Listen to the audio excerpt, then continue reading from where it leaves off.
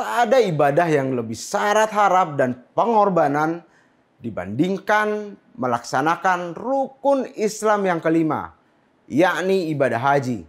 Namun, harapan itu kini terasa dikotori oleh praktik manipulatif yang terbongkar dalam kasus dugaan korupsi kuota haji 2024. Apa yang seharusnya menjadi bentuk ibadah suci justru berubah menjadi lahan subur bagi kepentingan sempit dan keuntungan pribadi segelintir elit.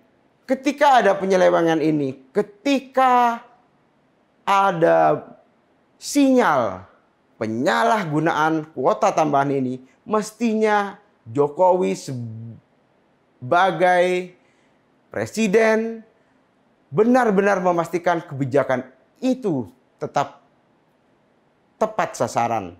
Toh kebijakan pembagian kuota ini tidak dilakukan di ruang senyap. Artinya ya tidak sembunyi-sembunyi. Keputusan ini diterbitkan dalam bentuk keputusan menteri dan disampaikan di gedung DPR.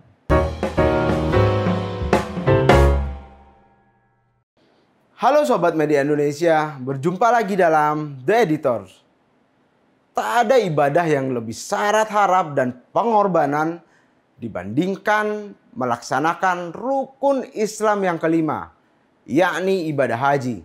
Setiap tahun, jutaan umat Islam di Indonesia berbondong-bondong dan mereka menabung selama bertahun-tahun, mendaftar lalu menunggu antrian dengan sabar yang kian lama, kian panjang. Berharap suatu hari bisa mendapat giliran untuk menunaikan ibadah ini ke tanah suci. Namun harapan itu kini terasa dikotori oleh praktik manipulatif yang terbongkar dalam kasus dugaan korupsi kuota haji 2024. Apa yang seharusnya menjadi bentuk ibadah suci justru berubah menjadi lahan subur bagi kepentingan sempit dan keuntungan pribadi segelintir elit. Awalnya tambahan kuota 20.000 dari pemerintah Arab Saudi untuk pelaksanaan haji 2024 disambut sebagai kabar baik bagi bangsa ini. Presiden Joko Widodo disebut meminta tambahan ini agar antrean jemaah reguler bisa dipercepat yang selama ini semakin panjang karena adanya pandemi COVID-19. Namun dalam pelaksanaannya, dalam kenyataannya jauh dari harapan. Alih-alih diprioritaskan untuk jemaah reguler yang sudah menunggu belasan tahun, bahkan ada yang sudah mencapai puluhan tahun, kuota itu justru dibagi rata, yakni 50% untuk haji reguler dan 50% lainnya untuk kuota haji khusus. Padahal porsi yang semestinya berdasarkan Undang-Undang Nomor 8 Tahun 2019 adalah 92% untuk reguler dan 8% untuk haji khusus. Kebijakan ini secara terang-terangan melanggar semangat keadilan, melanggar ketentuan undang-undang. Mereka yang ikut haji reguler kebanyakan dari kalangan rakyat biasa, tetap terjebak dalam antrean yang tak kunjung bergerak. Sementara jemaah haji khusus yang memiliki kemampuan finansial melenggang tanpa hambatan. Sebagian bahkan langsung berangkat pada tahun itu juga. Ketimpangan ini tidak hanya memukul dari segi administrasi, tapi juga secara moral dan juga secara spiritual bagi jemaah calon haji.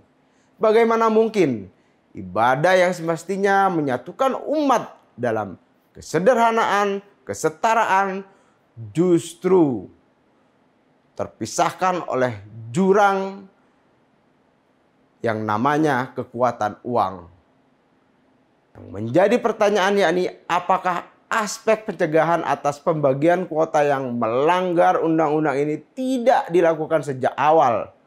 Padahal kebijakan ini secara terbuka disampaikan oleh Menteri Agama Yakut Khalil Qomas sejak 15 Januari 2024 lewat Keputusan Menteri Agama nomor 130 tahun 2024. Bahkan setelah Keputusan Menteri Agama tersebut terbit, Dewan Perwakilan Rakyat melalui tim pengawas haji ramai memprotes kebijakan tersebut secara terbuka. Sekali lagi, terbuka.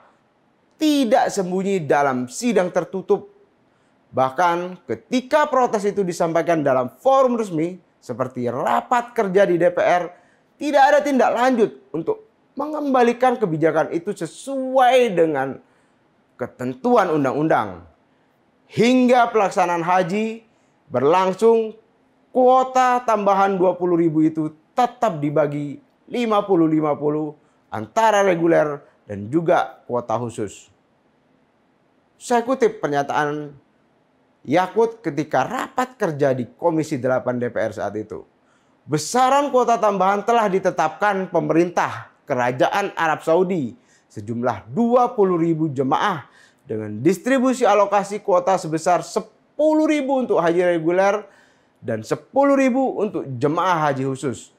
Ujar Yakut saat raker di Komisi 8 DPR Senayan, Jakarta, Rabu 13 Maret 2024. Artinya, secara terbuka kebijakan ini disampaikan pada bulan Maret. Masih ada waktu untuk meluruskan kebijakan yang melenceng ini. Namun kenyataannya tak ada upaya pencegahan dari aparat penegak hukum seperti KPK yang saat ini juga menangani kasus ini. Begitupun pihak pemerintah termasuk atasan Yakut, yakni Presiden Joko Widodo. Mestinya bagi seorang Jokowi yang berupaya keras melobi kuota tambahan ini harus memastikan bahwa kuota tambahan ini tepat sasaran bagi rakyat yang menunggu antriannya sangat panjang. Bukan hal sulit bagi Jokowi untuk menegur Yakut, suruh cabut itu keputusan menteri.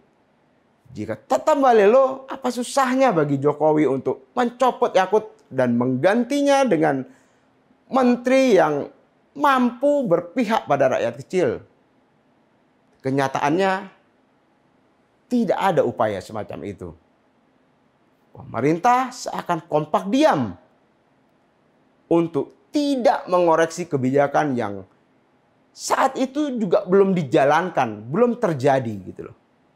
Padahal seperti yang rakyat tahu, tambahan kuota 20.000 itu merupakan sebuah upaya dari pemerintah untuk memangkas masa tunggu jemaah yang sudah mencapai belasan, bahkan ada yang puluhan tahun. Ketika ada penyelewengan ini, ketika ada sinyal penyalahgunaan kuota tambahan ini, mestinya Jokowi sebagai presiden benar-benar memastikan kebijakan itu tetap tepat sasaran. Toh kebijakan pembagian kuota ini tidak dilakukan di ruang senyap. Artinya ya tidak sembunyi-sembunyi. Keputusan ini diterbitkan dalam bentuk keputusan menteri dan disampaikan di gedung DPR dalam sebuah rapat kerja resmi.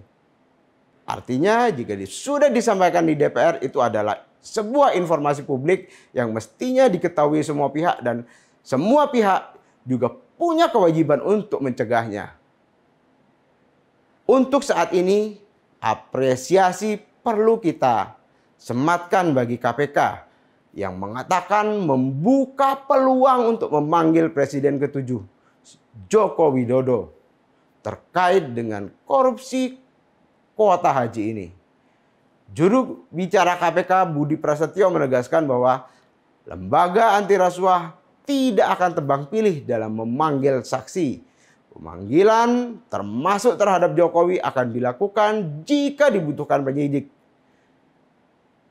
KPK terbuka untuk memanggil siapa saja yang diduga mengetahui konstruksi perkara ini dan dapat membantu membuka serta membuat terang penanganan perkara ini, kata Budi di Gedung Merah Putih KPK seperti dikutip mediaindonesia.com. Tak hanya soal pembagian kuota yang melenceng dari undang-undang, yang mengkhianati amanat rakyat kecil, jemaah-jemaah yang terdaftar dalam kuota reguler. Yang lebih menyakitkan lagi, dari hasil penyelidikan KPK terbongkar bahwa dalam proses pengalokasian kuota haji khusus itu terdapat dugaan adanya komitmen fee, biaya komitmen yang dibayarkan oleh travel haji khusus kepada oknum tertentu agar bisa mendapatkan jatah kuota. Menurut data yang diungkapkan oleh KPK, komitmen fee ini berkisar antara $2.600 Amerika hingga $7.000 Amerika per kuota, per jamaah. Tergantung pada kemampuan dan posisi tawar masing-masing dari biro travel swasta ini. Ini berarti kuota ibadah suci ibarat komoditas yang dijual seperti barang dagangan. Dan negara dalam hal ini melalui kementerian terkait diduga membiarkan itu terjadi. Bahkan lembaga anti rasuah itu mengumumkan bahwa taksiran kerugian negara dalam perkara ini mencapai 1 triliun rupiah. Fakta bahwa kuota suci bisa dibeli dengan uang menunjukkan bahwa praktek-praktek ini telah mencabut esensi spiritualitas dari ibadah haji itu sendiri. Sebagian jamaah bahkan mengaku tidak mendapatkan layanan sesuai dengan yang dijanjikan. Ada yang tidak mendapatkan fasilitas sebagaimana dijual oleh biro travel atau merasa diperlakukan tidak berbeda dengan dari jemaah reguler. Laporan-laporan semacam ini juga ditunggu oleh KPK agar bisa menjadi bukti-bukti baru untuk proses penegakan hukum. Karut-marut persoalan ini, lalu siapa yang harus bertanggung jawab? Hingga saat ini, bahwa permintaan tambahan kuota kepada pemerintah Arab Saudi berasal dari inisiatif Presiden demi mempercepat antrean jamaah. Namun, keputusan untuk membagi kuota secara tidak proporsional sesuai dengan amanat undang-undang dan juga adanya dugaan suap di dalamnya terjadi di tingkat pelaksana teknis, yakni di bawah naungan Kementerian Agama. Namun tetap saja publik akan terus bertanya-tanya, bagaimana pengawasan dari pemimpin tertinggi bisa sedemikian longgar hingga pelanggaran ini lolos dari pantauan, lolos dari pengawasan. Pertanggungjawaban tidak hanya soal keterlibatan langsung, tapi juga tentang kemampuan memastikan kebijakan dijalankan dengan baik dan sesuai dengan amanah. Kegagalan itu menandakan adanya kelemahan sistemik yang harus dibenahi. Rakyat saat ini tak butuh klarifikasi setengah hati. Rakyat butuh keterbukaan total, pertanggungjawaban yang nyata, dan reformasi menyeluruh dalam pengelolaan ibadah haji. Dan yang paling memprihatinkan adalah bahwa semua ini terjadi atas nama agama, berbalut ibadah. Korupsi dalam pengelolaan anggaran atau proyek infrastruktur itu sudah sangat buruk. Tapi ketika korupsi menyentuh wilayah spiritual saat ibadah dijadikan komoditas dan alat untuk mengumpulkan uang, ini bukan hanya pelanggaran hukum, melainkan pengkhianatan atas nilai agama itu sendiri. integritas ambruk seambruk-ambruknya. Proses penegakan hukum saat ini masih berjalan dan KPK telah menaikkan kasus ini ke tahap penyidikan. Namun belum ada tersangka yang ditetapkan. Hanya 3 orang yang dicegah KPK untuk bepergian ke luar negeri. Pertama Yakut, kemudian ada Isfah Abidal Aziz yang merupakan staf sus Yakut saat menjabat sebagai Menak. Dan 1 orang lagi yakni Fuad Hasan Masyhur. Fuad diketahui merupakan pemilik dan pendiri travel Haji Maktur. Peneliti dari Pusat Studi Anti Korupsi Fakultas Hukum Universitas Mula Warman, Herdiansyah Hamzah, menduga bahwa lambatnya KPK dalam menetapkan tersangka disinyalir karena adanya tarik-menarik kepentingan. Terlebih lagi, kasus kuota haji ini melibatkan nama-nama mantan pejabat besar. Saya kutip pernyataan Herdiansyah. Saya menduga ini ada kemungkinan kedua, yakni jangan-jangan dalam berbagai macam kasus kalau kita analogikan, namanya proses penetapan tersangka itu biasanya disertai dengan tarik-menarik kepentingan. Jelas Herdiansyah seperti dikutip Media Indonesia edisi 19 Agustus 2025. Penuntutan kasus ini harus menjadi momentum untuk memperjuangkan tata kelola haji yang adil, transparan, dan terbebas dari komersialisasi yang membunuh makna ibadah itu sendiri. Sudah terlalu lama umat memendam sabar. Mereka menunggu dalam antrian bukan hanya karena sistem, karena keyakinan bahwa keberangkatan mereka akan datang pada waktu yang ditentukan oleh Tuhan. Namun ketika manusia mengacaukan hal ini dengan uang, dengan manipulasi, ketika birokrasi penyelenggara haji menyimpang dari tujuan awal, dan ketika ibadah yang harusnya suci dikorbankan untuk keuntungan pribadi, saat itulah kepercayaan jemaah akan runtuh. Dan untuk itu, pertanggungjawaban harus segera dilakukan. Tak bisa ditunda lagi. Segera tetapkan tersangka. Setiap orang yang bertanggung jawab atas kasus ini bisa diberikan hukuman yang setimpal. Tidak hanya di level mantan menteri, tapi mungkin juga kepada pihak-pihak yang lebih berkuasa dari menteri. Proses hukum di KPK yang harus bisa menjawabnya. Apakah masa depan pelaksanaan haji akan membaik atau akan tetap seperti ini saja?